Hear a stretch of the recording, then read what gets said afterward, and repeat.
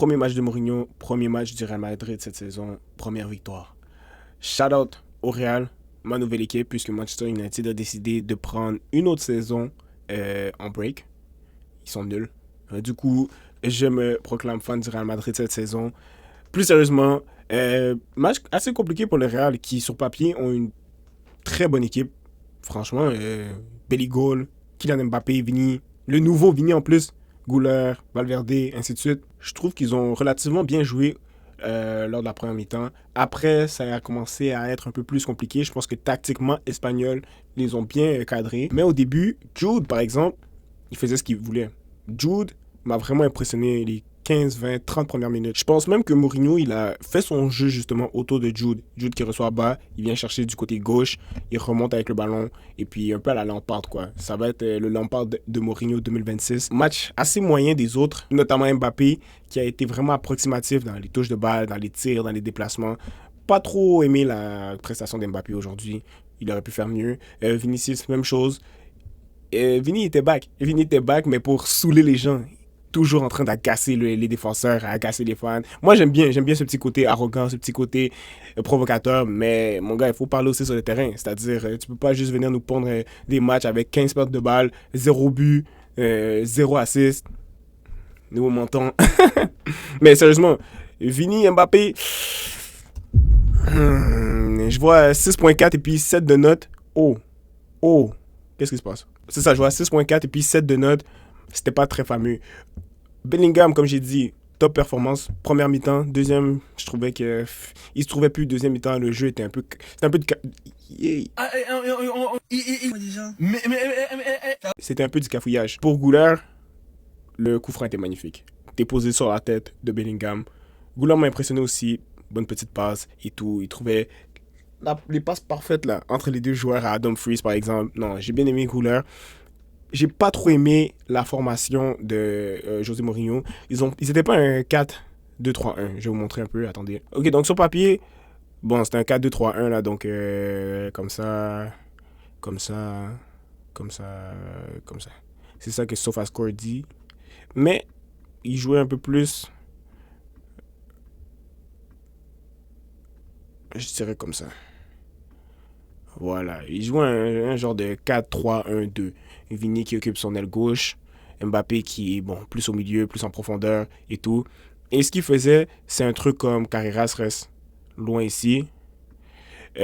Silva va là, lui il monte ici, comme ça.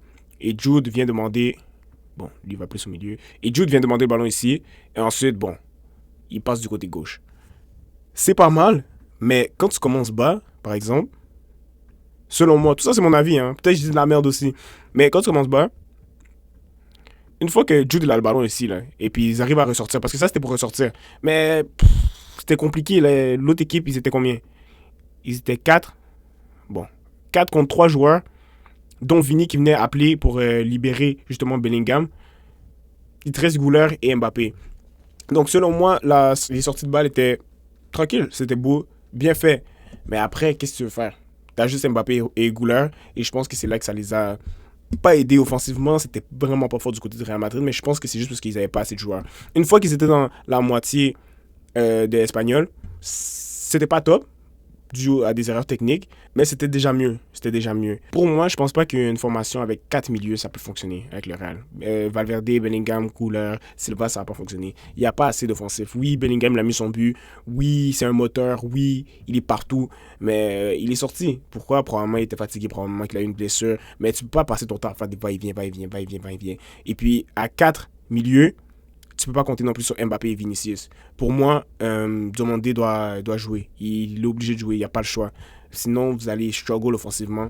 Il y aura un peu moins de buts. Vous voyez Mbappé, aujourd'hui, on ne le servait pas trop. Il a dû drop pour recevoir le ballon. Ensuite, essayer des tirs de loin, ainsi de suite. Vinicius, même chose. J'ai l'impression qu'ils sont isolés. Ils sont tous isolés sur leur côté.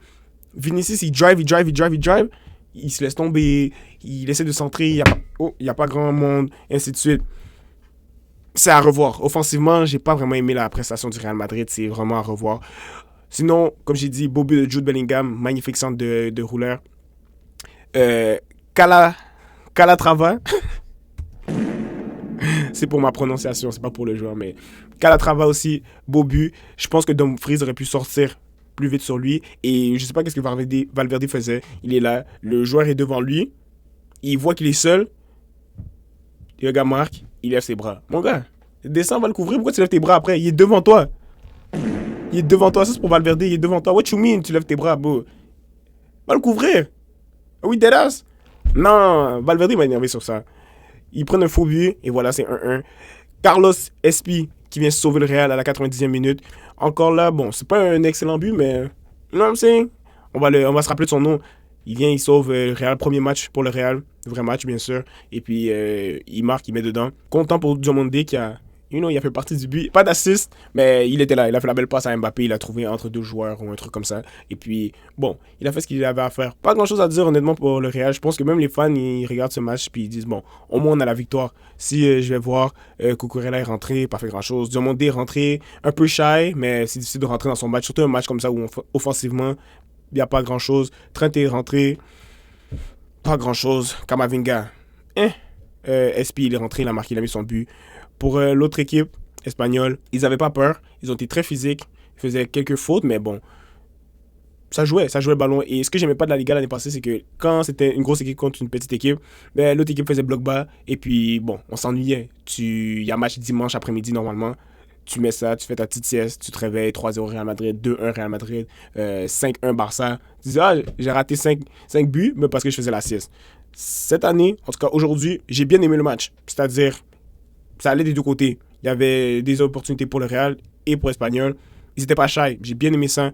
Dolan, je vois qu'il a une note de 5.8. Un joueur, un ailier, qui aime dribbler, qui tente le spectacle. J'ai jamais été déçu de ça. J'ai bien aimé sa prestation. C'est qui l'autre là qui faisait chier Vini? Je pense que c'est Clemens Riedel. Il m'a bien fait rire là. Pas mal. C'est ça, Real.